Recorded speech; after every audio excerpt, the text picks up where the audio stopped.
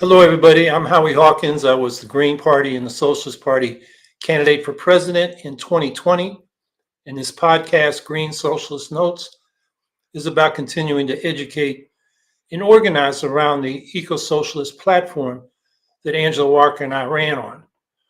So, a number of things to talk about today. We're just going to do questions and comments when I finish. First thing I want to talk about is Cornel West's decision to run as an independent.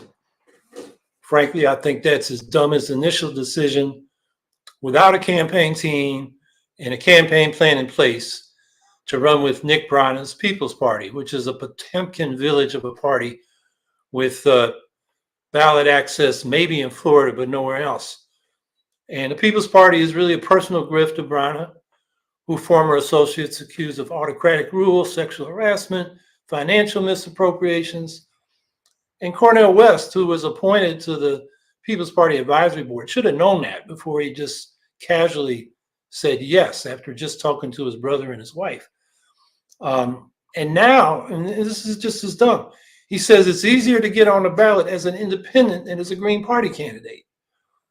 He doesn't know what he's talking about. He's losing green ballot access in big states like California, Florida, and Texas. So to get back on the ballot in California, he'll need 219,403 good signatures, which means, basically double that, nearly 400,000 in California. In Texas, it's 145,000 good signatures. In Florida, it's 113,151 signatures. I mean, that's going to cost millions of dollars, and I don't know if he's got it. His financial report for the last quarter was due September 30th. It's still not posted. So he's getting fined daily, and the more money he raises, the bigger those fines are going to be. So this just shows to me incompetent foolishness, not a serious campaign. And when this happened, Sabby Sabs interviewed West. And what really struck me is when she criticized his new platform that he just posted for not having anything about ranked choice voting. And West seemed surprised. He said, well, Peter Dow and Anthony Rogers wrote it. It's like West himself didn't even read it. And it just shows me a lack of seriousness, even curiosity, or any depth on policy. And, I had private conversations with him in June, and I offered to share what I'd learned running for president in terms of campaign organization. And, first thing I told him is you better get a good treasurer who reports on time or you're going to get fined. And it looks like that's the situation he's found himself in now. And offered to arrange issue briefings on a couple of key issues that he was vague or misinformed about. He did agree to an issue briefing that we did. It was 2 hours long with Dennis Pilash, a socialist historian in Ukraine, which went on for 2 hours, which was longer than Cornel had expected, but he was interested. But actually that discussion showed me how little West knew about Ukraine and the background to the war. He seemed receptive to Dennis Pilash's explanation that progressive forces in Ukraine are fighting a two-front war against Russian tanks, but also Western banks. Ukraine is in a debt trap. It's the northernmost country of the global South. Instead, he seemed to be just relying on Medea Benjamin and Jeffrey Sachs op-eds. Jeffrey Sachs is the poster child for shock therapy, which ruined the economies of Russia and Ukraine. And now he's parading around as a peace activist. He doesn't really know what he's talking about. He's appeared on the propaganda show. They're top propagandists. They're prime time, kind of the equivalent of Tucker Carlson when he was at Fox News, but even bigger. And this guy has called for nuking Ukraine and sometimes Western Europe repeatedly. And Sachs has appeared on his program like 5 times. It's pathetic. And at the end of that discussion, Cornel said, well, I'd asked them both to come on my podcast, independently. And Cornel said, let's come on together and let everybody hear this conversation. But, that just seemed to disappear because he agreed to do it, but never agreed to a date. He also agreed to a briefing on ranked choice voting and proportional representation with the best people from Fair Vote and the Green Party. but again, kept saying yes, but later. I passed on media requests from people who couldn't get to him directly, but contacted me, and same thing, yes, but later. So on the whole, I just found him unreliable, not curious about policy details, and clueless about what it takes to run a serious presidential campaign. And let's face it, West has no commitment to independent politics. He's flipped back and forth between Democrats and Greens for the last 2.5 decades, mostly supporting Democrats, except for Nader in 2000 and Stein in 2016. And that was after supporting Democrats in the primaries. So he has no commitment to building a mass working class party through which exploited and oppressed people, what West calls everyday people, or the least of these, a party through which they can organize and speak and act for themselves and get the power to change things. And I think that explains why he really prefers an individual, quote unquote, independent campaign, not a party building campaign. And I think the best article out there, and let's post this in the chat, was in Politico on Thursday. It's called "It's Not Me, It's You, Cornel West's Messy Breakup." And it interviews Cornel West, Peter Dow, Jill Stein, who was his interim campaign manager, and Ralph Nader. And it concludes with a comment from Nader, which I think may be prescient. The article reads, Nader says there is one undeniable strategic benefit to running as an independent. Quote, it's easy to drop out, unquote. And, that may be what happens now. I think West is going to have trouble getting on the ballot, and the media is going to ignore him because he won't be on enough ballots to matter. The question for us is, where does that leave the Greens? Jill Stein mentioned also to Savvy Sabs, actually the day before the interview with Cornel West, that she was considering it. And if she does step up, she's got a lot of challenges based on, legacy of her past campaigns. Plus, it's late in the game. You got to pull together a campaign team and raise the money. And next weekend, California State Committee is deciding who to put on their primary ballot, I believe. So deadlines are upon us. We'll see what Jill Stein does. The other candidates who have said they're candidates for the Green Party nomination haven't done the most elementary basic stuff. They're not serious. So at this point, it may be Jill Stein or nobody, which is an option we should think about. None of the above. 2024 may be a year in which the Greens' best option at this point is to focus on down ballot elections and local and state party building instead of running a token or a weak campaign. So, we'll see what happens, but that's where we're at. And, I know a lot of people are disappointed and angry at what Cornel West did, but given what I've seen from his campaign, it's probably best for the Greens that he moved on. So I'm sure people are going to want to talk about that some. But of course, what broke out as we were talking last week about the UAW strike with Dianne Feeney, what had broken out that morning was Hamas incursion into Israel and wanton killing of civilians by Hamas, which we must condemn. But the answer to war crimes by Hamas is not more war crimes by Israel, which we're witnessing right now. And Israel's objective may be the complete ethnic cleansing and expulsion of Palestinians from the Gaza Strip to Egypt and the annexation of Gaza to Israel, which the right-wingers in Netanyahu's cabinet have been calling for all along. And while this has been going on, there have been about 36 Palestinians killed on the West Bank by settler terrorists, Israeli settler terrorists, whom the Israeli military, which patrols that area, is letting run wild. So we're really in a bad situation. So we've got to oppose Israel's offensive and stand for constructive solutions, which means a just peace that's based on equality and self-determination for both Palestinians and Israelis. So, I think just to say what we need to demand immediately, we need to demand a ceasefire instead of this warmongering that we're getting from the Biden administration and too many Western leaders, basically giving unconditional support to Israel when it's now not just defending itself, it's about to commit uh, enormous war crimes in an offensive. And we should demand humanitarian assistance into Gaza. They need food, they need water, they need fuel, electricity, medical supplies, and other life-saving necessities. That's what we got to be demanding right now. And then the next step is, instead of going to war, they should negotiate a prisoner swap between Hamas and Israel instead of Israel's offensive. And as far as with the U.S., more U.S. weapons and warships to Israel is just adding fuel to the flames. They're talking about U.S. ground forces may jump in if Hezbollah attacks from the north. So we've got to end and to oppose this U.S. unconditional support for the Israeli offensive. But that should just be the beginning.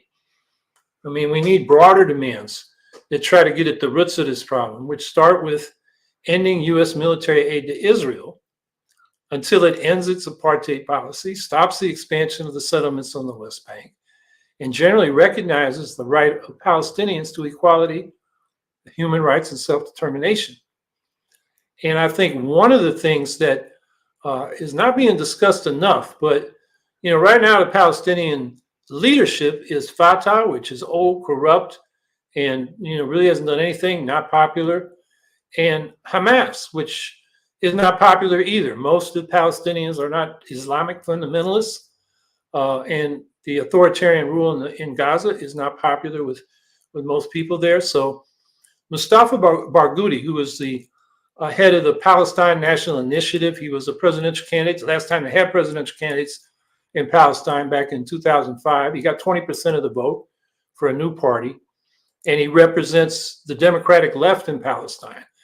And he hopes it will represent in future elections the large majority of silent and unrepresented Palestinian voters who favor neither the autocracy and corruption of Fatah or the fundamentalism of Hamas. So he is saying the U.S. and the UN and the international community should support democratic elections in the Palestinian territories as soon as it's possible when this war ends. And it should use a proportional representation system. The last legislative elections for the Palestinian Authority was mixed proportional representation, half of them, and half by plurality elections. Should be fully proportional. And you will get a mix of, the democratic left and Fatah and Hamas and probably some other parties, but it would be legitimate in the eyes of the Palestinian and could be a legitimate negotiating partner for resolving this problem. And, the best thing I can say, it could come out of this is for the U.S. to join with the rest of the world, and it's always vetoed a lot of these resolutions, but enforcing what is now international law is prescribed by the UN, which is the two-state solution based on the pre-1967 borders. That was Resolution 242 in 1967. And it continued the Resolution 194 from 1949, which gave Palestinian refugees the right of return to their homes in what is now Israel, or compensation for their property lost. So also part of any kind of solution should be that the rights of the Palestinian minority, or a two-state solution, the rights of the Palestinian minority in Israel and the Israeli minority in Palestine have to be realized and enforced. It has to be, equal rights for all in both jurisdictions. And that will probably require international UN-sponsored peacekeepers to keep the peace and enforce the settlement. Now, I know a lot of people, including the Green Party platform, call for a one-state solution with one democratic state with equal rights for all. And I agree that would be the best, but it seems unrealistic to me at this time. I mean, there's so much distrust and bitterness between Israelis and Palestinians. It's going to take generations to get over that. And really a socialist transformation of the region so that competing nationalist claims on land and resources are replaced by a sharing of land and resources. And it's going to take that kind of radical change before the Palestinians and the Israelis can reconcile and live together peacefully in the same political community. But whether it's a one-state or two-state solution, it has to come from negotiations between the Palestinians and the Israelis. And that's why I think Barghouti's call for democratic elections in Palestine, so they can really bargain from a legitimate position, both in terms of their own people and recognition by the international community, is really important and something we should keep in mind. Another comment I want to make is I think that the statements by US and European officials, including Vladimir Zelensky in Ukraine, that are giving unconditional support to Israel are wrong. And they're making the wrong analogy. They're comparing Ukraine to Israel. You know, the real analogy is Israel is like Russia. They're settler, colonial, imperialist powers. And Palestine is analogous to Ukraine, which is resisting settler, colonial imperialism. And Zelensky taking that position is going to undermine international support for Ukraine's national liberation around the world. Because as these war crimes committed by Israel are spread around the world, people are going to be repelled. And if Zelensky is seen as condoning that, it is not going to help the Ukrainian cause of national liberation. So in both cases, our political support should go for the progressive forces in Palestine, like Barghouti, as well as in Ukraine, like the socialist and trade union and feminist, anarchist, environmental forces in Ukraine. We should not give political support to authoritarian and neoliberal pro-capitalist forces, whether it's Hamas or Fatah in Palestine or the Zelensky government in Ukraine. You know, our political support should go to people who have the same similar politics to us in those countries. At the same time, we can support the resistance, including military resistance, by Palestinians as we do the Ukrainians to colonialism, settler colonialism. We might question the tactics, particularly in Palestine, given the balance of military forces. Armed resistance, you know, is a questionable strategy. But I think most of us can agree that we can build international support, including boycott, divestment, sanctions, BDS, to pressure an end to Israeli apartheid and occupation. And that's a strategy that the democratic left in Palestine, led notably by Mustafa Barghouti of the Palestine National Initiative, who was instrumental in setting up the National Palestine BDS Commission. And that deserves our support. And so before we open it up, I just also want to call attention to another ethnic cleansing going on in northeast Syria. You know, while attention of the world is turned elsewhere, Turkey has been bombing the Kurds in Rojava, which is northeastern Syria. And it's a massive bombing campaign that's targeting civilian homes and infrastructure. And those are war crimes. Now, Rojava is under the control of a radically democratic, feminist, multicultural, anti-religious sectarian, and anti-ethno-nationalist and ecological ruler of the Autonomous Administration of North and East Syria. And it's a grassroots democracy system. People meet in assemblies. They elect councils to represent them at larger scales. And those councils have to be even between male and female. They have to represent all the ethnic groups in that jurisdiction.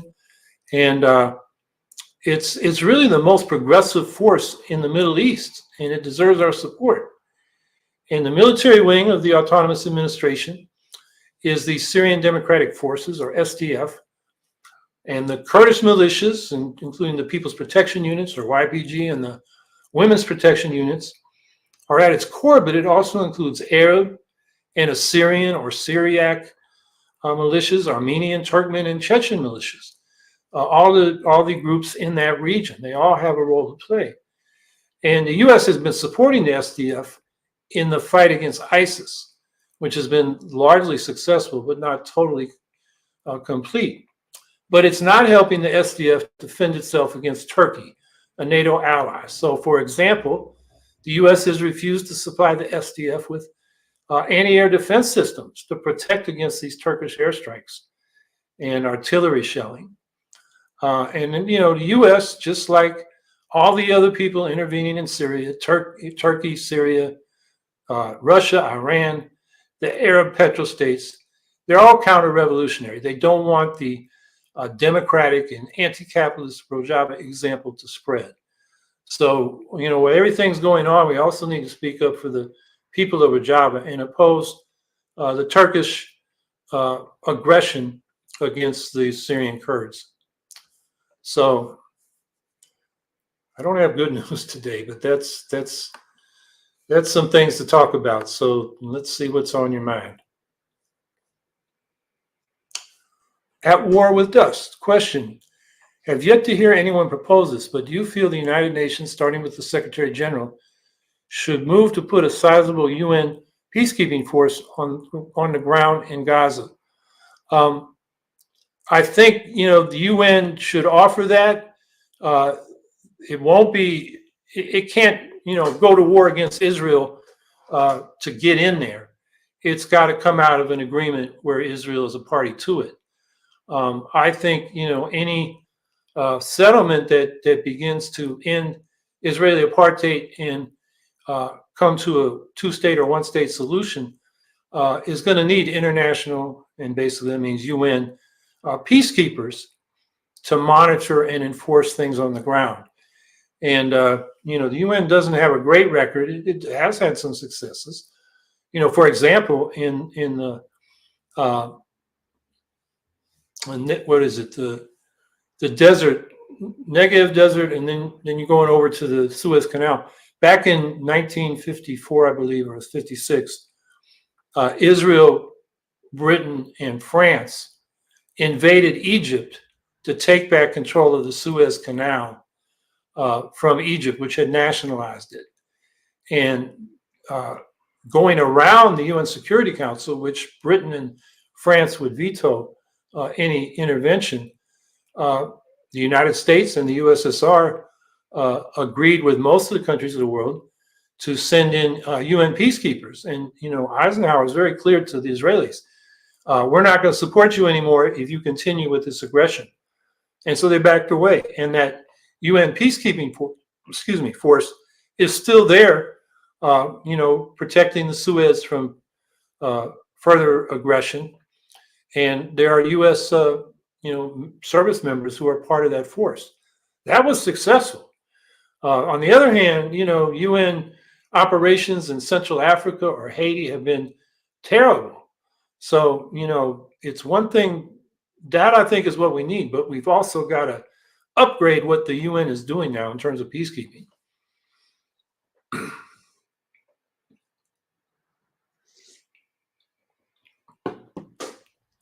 Violet, what do you think the chances are that Bibi ignored warnings of the attack on purpose so he could conduct genocide and exterminate all Palestinians?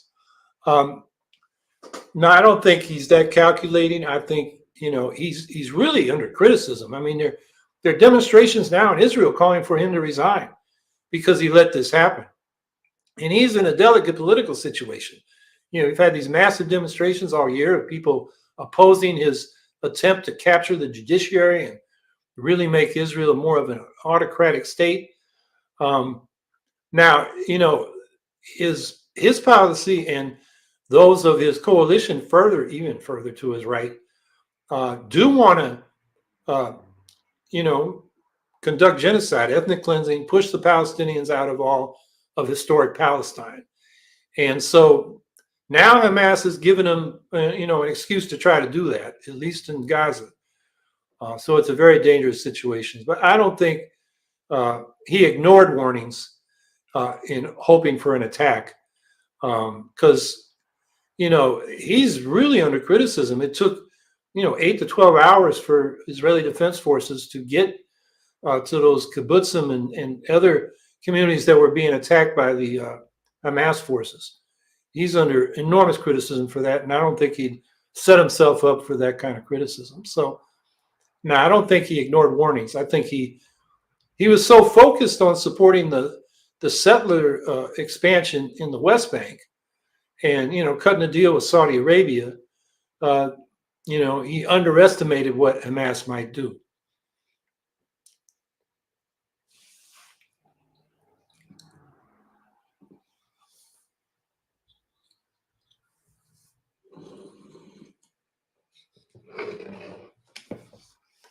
Vicky Corden, any thoughts of no speaker in the House and how this affects the war in Ukraine and the war in the Middle East?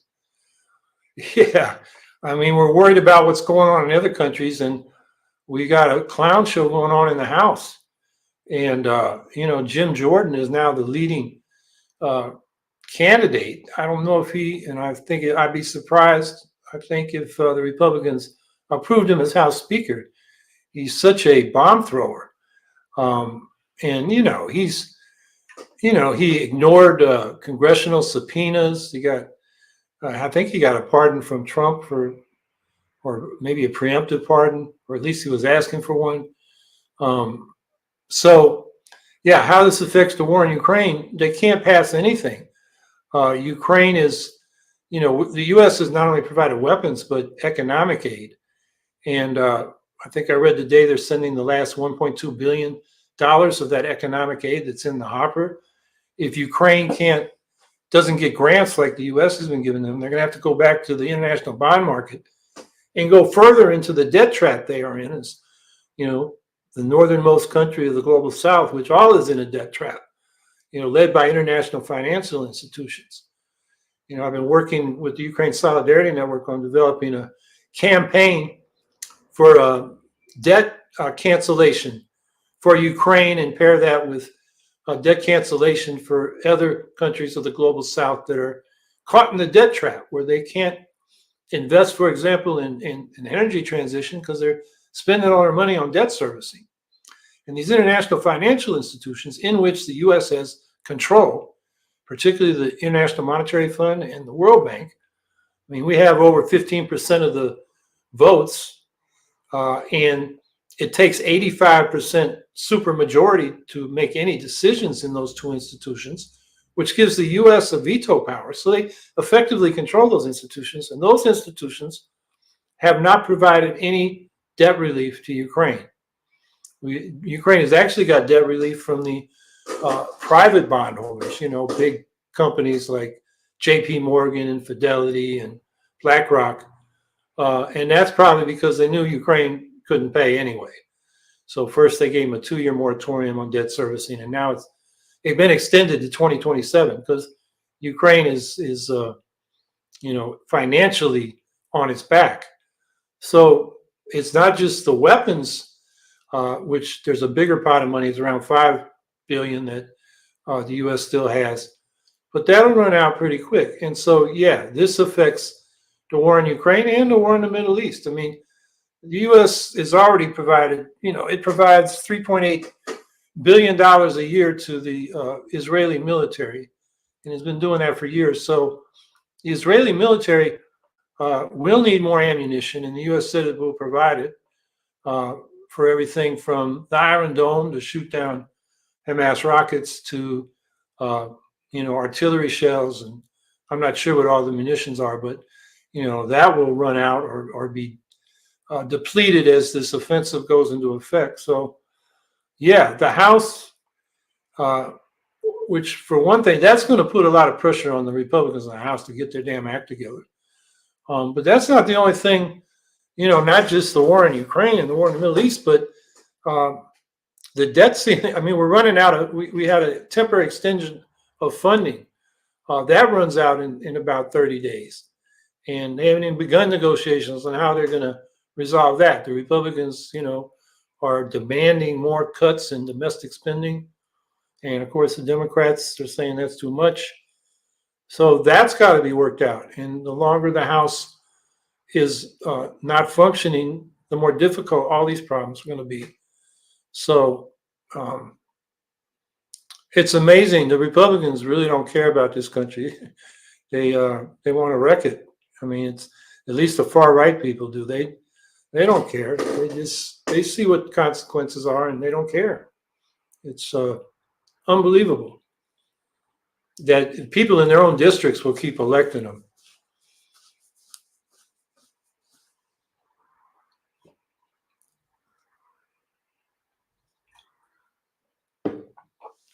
You're Wasserman. Biden announced funding for clean hydrogen hubs, but use fracking produced gas, which is anything but clean. Bad news, but maybe a silver lining is Dems are feeling growing pressure to talk about climate. Yeah, people have to understand that hydrogen is inefficient for most clean energy purposes. Its purposes are really limited to long haul transportation. That is, like trucks that have to go across the country or ships. And, at a certain distance with the trucks, for example, it's cheaper to use hydrogen than electric batteries. So that's one use. But what the gas industry is proposing is to use gas as a fuel stock for getting hydrogen. So you strip the hydrogen off the methane, and then you still got CO2 as a byproduct, and that's greenhouse gas and global warming. Also, they're promoting substituting hydrogen or mixing hydrogen in with methane or natural gas, or better called fossil gas, into the existing gas pipeline infrastructure. So the gas companies can stay in business and continue polluting. So instead of heating and cooling our homes with heat pumps and having electric stoves and ovens, it's going to remain gas, and more of it will be hydrogen, but that's much less efficient and more costly than heat pumps and electric appliances that can be run from renewable energy. So, the Biden administration's climate policy is terrible. It's still all of the above, like it was under Obama, like it was under Trump. They're pushing nuclear power. Biden has permitted more oil and gas drilling on federal lands than Trump did in the first 3 years of their respective administrations. And then at the international level, we still haven't fulfilled our minimal obligation to the Green Climate Fund, which is a fraction of what's really needed for the U.S. to pay its fair share, given its contribution to global warming. So I don't really see the silver lining. The Democrats are, talking a little rhetoric about climate action, but they're not doing it. They're actually, perpetuating the fossil fuel industry and trying to revive the nuclear industry. And nuclear is a huge waste of, aside from the dangerous waste that it leaves behind and the constant threat of a catastrophic accident, and it's linked to nuclear weapons in the fuel cycles. It's enormously expensive. For the same money we spend building nuclear power plants, we would get a lot more generational capacity from solar and wind if we put the money into those. Plus the time. We don't have 10 years to build nuclear power plants. We got to be building solar and wind now, because in 10 years we should have this country off of fossil fuels if we're going to deal with the climate change. And the news this week is that they're finding out that increasing greenhouse gases don't increase temperature in a linear rate.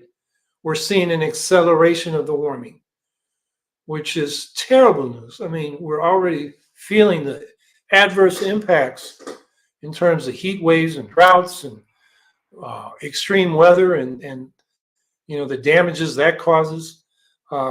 We're already seeing that increase, and this heating is even going to get worse. I mean, it's getting to the point where there are areas of the planet that will be uninhabitable that are now inhabited by millions and millions of people. So then you got climate refugees. And it's just, the Republicans are totally irresponsible in the House, but the Democrats are totally irresponsible on climate. They give it lip service, but not a real serious program. Which is why the Green Party needs to get its act together, because we need to provide a credible alternative and build a party that is organized enough to begin building power at the local level and then the state level and then the House of Representatives. And when we've done that, then our presidential candidate will have to be reckoned with by the national media and the general public. And it's getting late. We really got to put our foot on the accelerator on those things.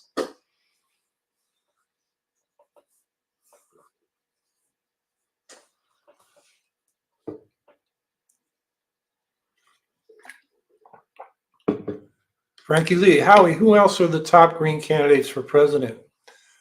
I hardly want to, give their names because I've looked at their platforms. I mean, there's one guy that says he's going to raise a lot of money through his company, but he's not going to report to the FEC. I mean, come on. He's asking us to be party to a criminal enterprise. And then there's another woman who says she's started the Unicorn Party, and but there's nothing there. I just, there's a guy that says he founded the Green Party, and we remember him from back in those days in the 80s. He was claiming, and he actually, the gullible press quoted him. He was quoted, as we came to the 1984 election, just after we'd formed the Committees of Correspondence, which was an organizing network to set up, green groups at the grassroots level all across the country. He was not part of that, but he went to the New York Times, and some gullible reporter reported what he said. And he said the Green Party is endorsing Walter Mondale, the Democratic candidate, which none of the other Greens wanted to do. So he's around, but, he says he's been around, but he hasn't even done the minimum stuff you need to do to be recognized as a Green Party candidate by the National Party. You have to raise $5,000 and report to the FEC. You have to get 100 Greens to sign a signature. Yes, you're a credible candidate. And some other requirements like that, which any serious candidate could do right away. And so we don't have any other serious candidates. Jill Stein runs, she'll be serious enough to be recognized by the party. I think she'll have enormous challenges. And, it just remains to be seen if she runs, if she can overcome them. But she's the only one that's wouldn't be more than just a token name on the ballot. She would do her best, I'm sure. And, that would be our option, I guess. AJ Jones, 35, or A Jones, 35. Greens, we have a lot of catching up to do. By now, we should already be having debates and such. Yeah, with respect to the presidential campaign, that's for sure.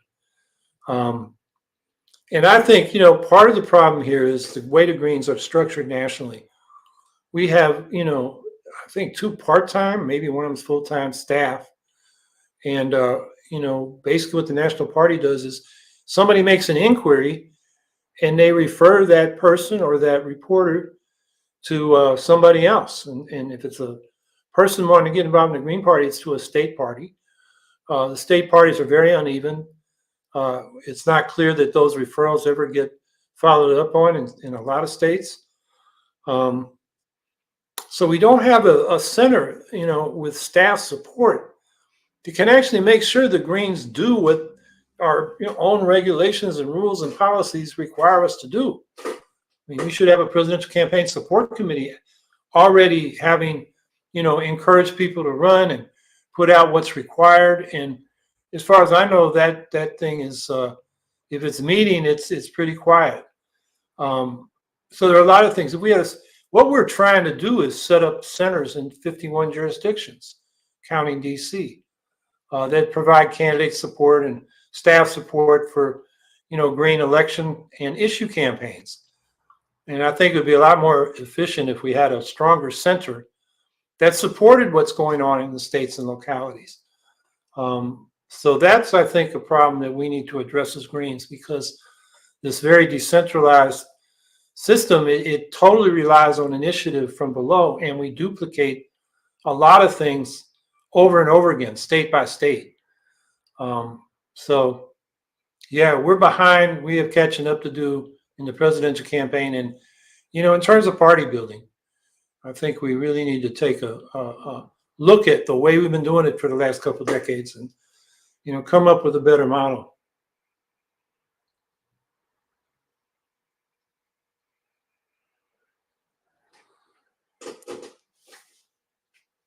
Zimmerni. Hi, how many states require Greens to run a presidential campaign for Greens to qualify for down ballot races? Every state is different.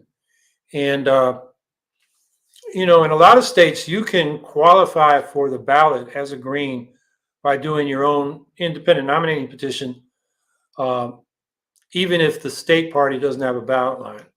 So you can do that for, local, state, and House elections. If you're going to go statewide for Senate, you can try to do it to get a ballot line for the state. And then the vote received by some of these statewide candidates can qualify the Green Party in that state for ballot access for the next usually 4 years. And in some states, that's Secretary of State. In some states, it's the presidential. In some state, it's any statewide candidate. And the percentages range from 0.5% in New Mexico to 20% in Alabama. It just varies state by state. So, every state party's got to figure out, what they need to do in their state. But none of the states require a Green for president in order to qualify candidates for down ballot races. As far as I know, every state has a mechanism for candidates to qualify down ballot by petition. So what the presidential race can do is help some states qualify for statewide ballot access for the next election cycle or two. But it's not required for people to run down ballot anyway.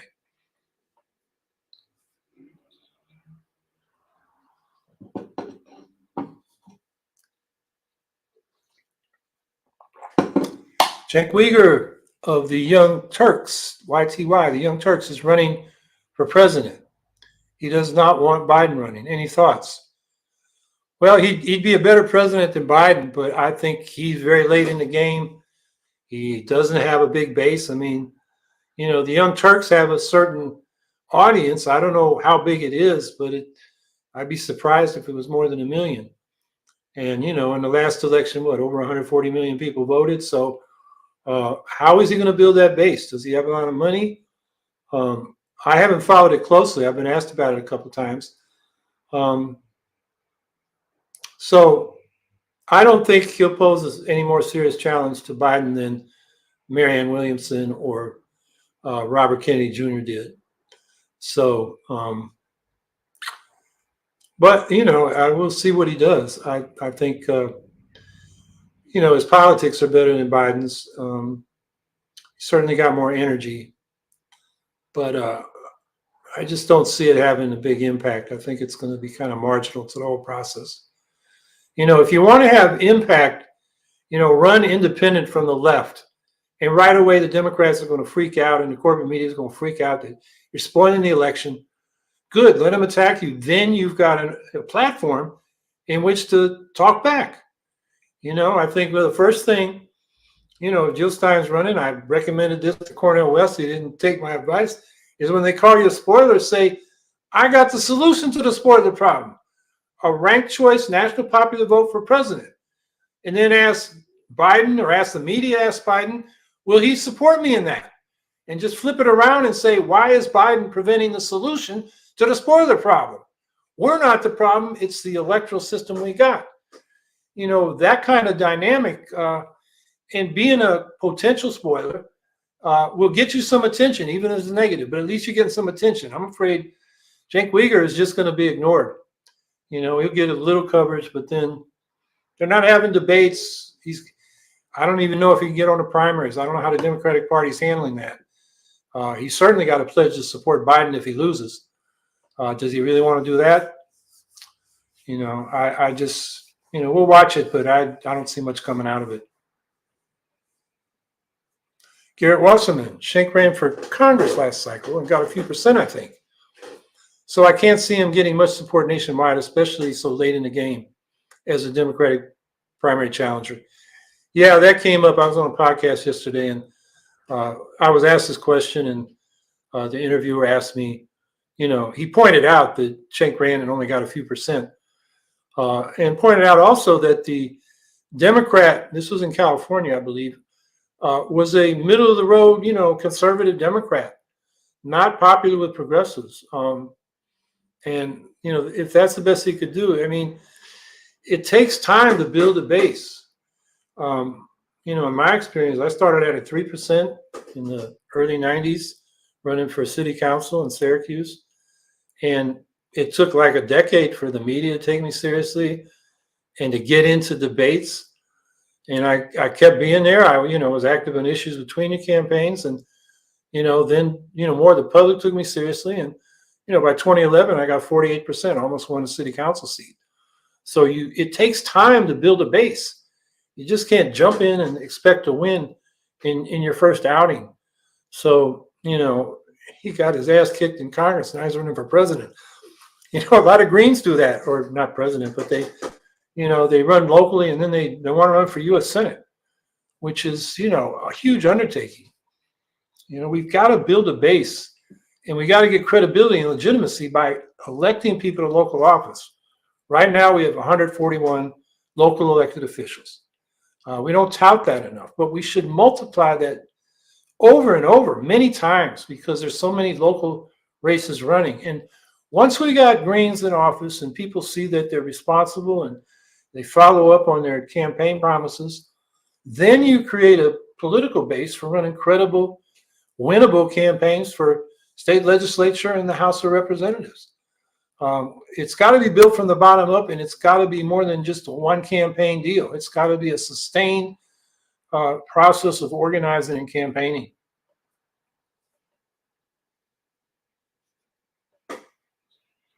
Zimani, I see.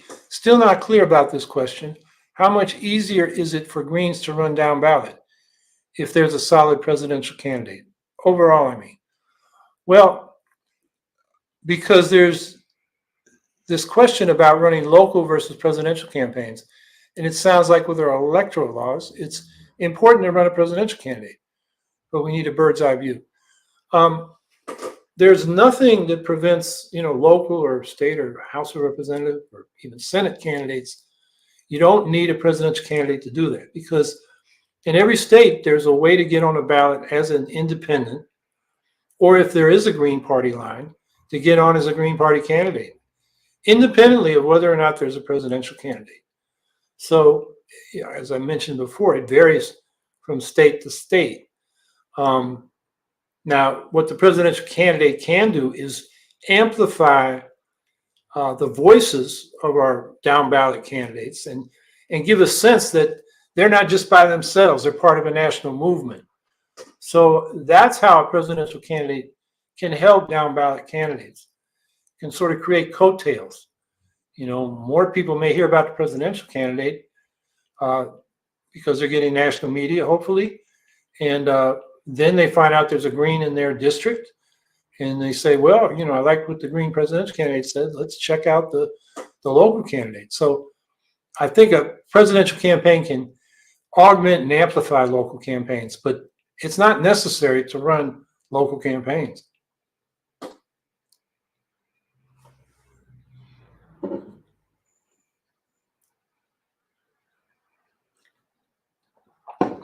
Amy L. Sachs. Several of these candidates were at the annual national meeting. Maybe some of them could appear here and answer questions. Well, annual national meeting. Okay, that was online this year. I'm not sure who the several are. There were some down ballot candidates that were there. I would consider, a candidate who was serious, but I think first they got to do the basic stuff. If they haven't raised $5,000 to run for president, that's what you need to run for school board in a modest city or town. I don't want to waste time with people that are not serious candidates. So, I'm open to it, but I first got to see, somebody's, actually running a campaign and not just, putting their name out there. Frankie Lee, well then, Howie, what about Jill and you as VP? Or if Jill won't, you and Angela Walker 2.0. Well, I have thought about this, and I think I've mentioned before, I don't have the campaign team in place. It's getting so late in the game. I mean, I basically have to decide now and tell California I'm pulling this together, by next weekend. and that's not going to happen.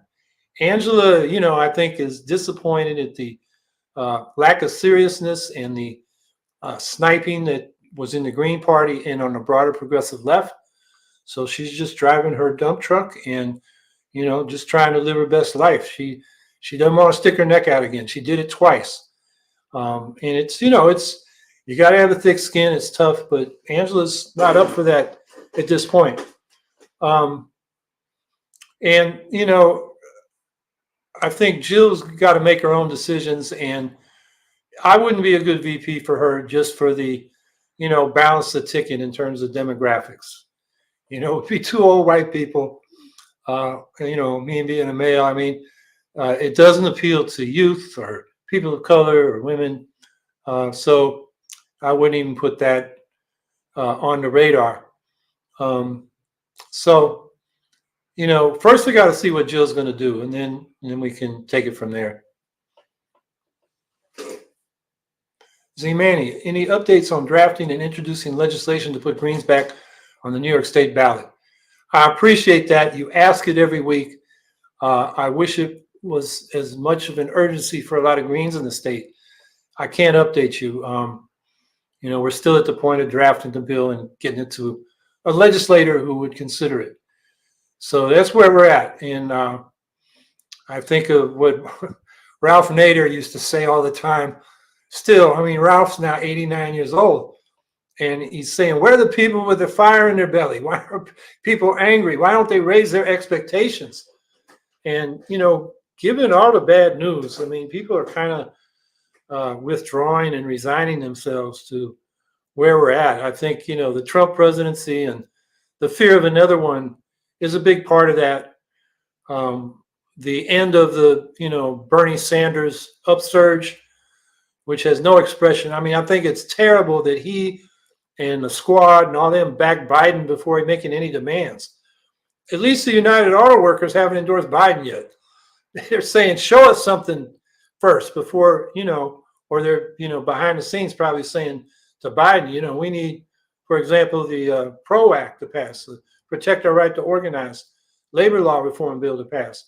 I'm not sure what they might be negotiating. Right now they're fighting the big three auto companies, but, that's the way you do it. You don't just give away your endorsement before you even fought on the issues, which gives progressives no leverage in the Democratic Party. And I think people feel that when, there's no progressive challenging. Now, okay, Cenk Uygur just decided to run. It's awful late in the game. And, it's, you can think of senators and members of the House that would have, they could have, done what Bernie Sanders did and raised a few issues. When you think of Bernie's campaign, what's the first thing you think of? Medicare for all. That resonated so broadly. It's such a popular reform. And, nobody's raising that in this campaign, which is just a shame. It's also a shame that, at this point, nobody with any ability to get heard is going to criticize Israel's assault on Gaza, which is going to be massive war crimes. So that's why we need the Green Party, and we just need to up our game so we can actually have an impact on these things. Amy L. Sachs at A. Jones 35. I really wish we could be less focused on charismatic professional personalities and more on someone from everyday life whose priorities are more likely to match our own. Well, if I can use myself as an example, Amy, I'm a nobody. I'm a no-name. And, when the Greens asked me to run for governor, that's what I first told them. Nobody in the state knows me. They know me around Syracuse, but that's it. But we ran a good campaign, and, the media got to know me, and then they started covering me, and then more people got to know me. And then I got to debate Cuomo, and if I say so myself, I kicked his ass, and people noticed that. And, we did it again in 2014. And then, I got 5% of the vote, which, like I was saying before, I got a little over 1% and enough votes to get the ballot in 2010.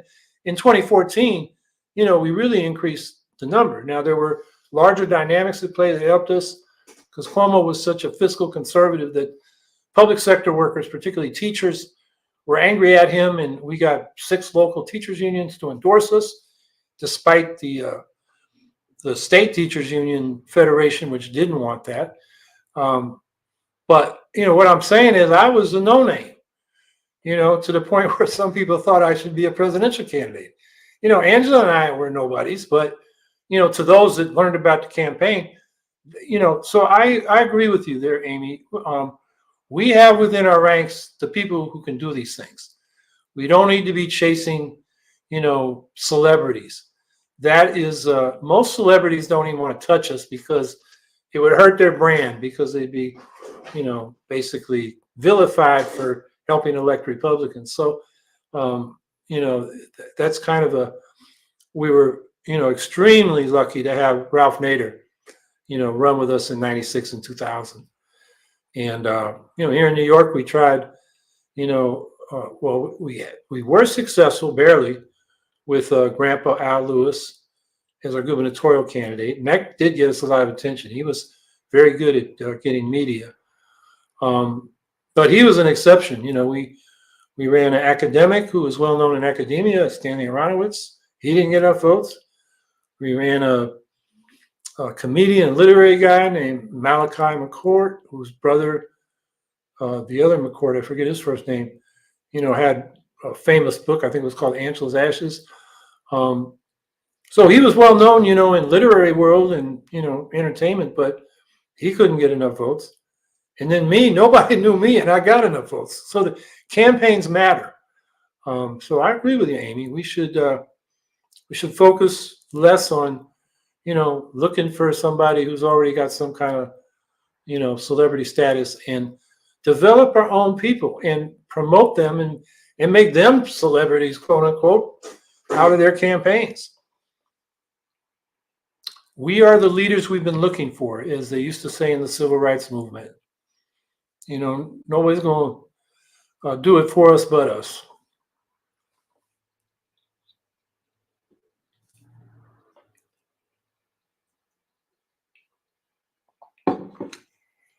Via email, speaking of the UAW, any updates? Well, to the surprise of a lot of people, a big plant in Kentucky went out on Thursday on strike. So that increased the number. They're making gains with some of the companies. I think we mentioned it last week on the batteries and that supply chain, which means they can be organized. As we've talked about here, there are more auto workers today than there were in 1980 in the United States, but only 20% of them are organized, because a lot of these foreign companies from Asia and Europe have opened up plants in the right to work states, and those have to be organized. But this one agreement, I think it started, I'm forgetting which company, maybe it was General Motors or Ford, agreed that those plants could be organized. So, and that makes electric vehicles not an enemy of the union, but an ally. So I think that is, and Diane Feely talked about that last week. That's a huge development. But I haven't looked at the details this week about the strike because of all that's been going on in Israel and Gaza.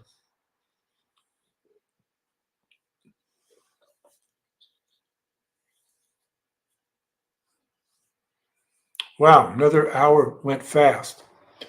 Well, next week I'm going to have one of those down ballot candidates. It's a candidate for the U.S. Senate, a seat that's now held by crooked Bob Menendez. Her name is Christina Khalil, and it's a 2024 election, but she wanted to come on the podcast and tell you about what she's trying to do and maybe solicit some support. So we're going to have a candidate interview next week.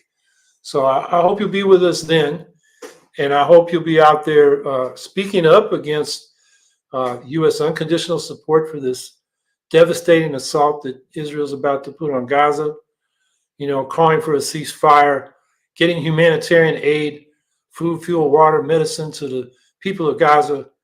And then, instead of going to war, why don't we negotiate prisoner swaps and save those people, because I don't see how Israel is going to save the prisoners or hostages or whatever you want to call them by going in, militarily. That requires negotiations. Not This doesn't have a military solution. Some kind of dramatic hostage rescue. They say they're about 150. They're probably scattered. I mean, there's just no way logistically they can do that. So they're basically sacrificing these 150 people for the health of Netanyahu's regime, which is not very healthy, as I was describing earlier. It's divided. There's a lot of dissent in Israeli society about him. So those are the kind of things we should be talking about, because otherwise we're going to witness real barbarity as the Israeli invasion of Gaza starts. So, don't be quiet and disillusioned and sad and passive. You got to speak up. Voices matter, and it affects public opinion. And people you influence listen to you. So that's the least you can do. So with that said, have a good week, and we'll see you next week.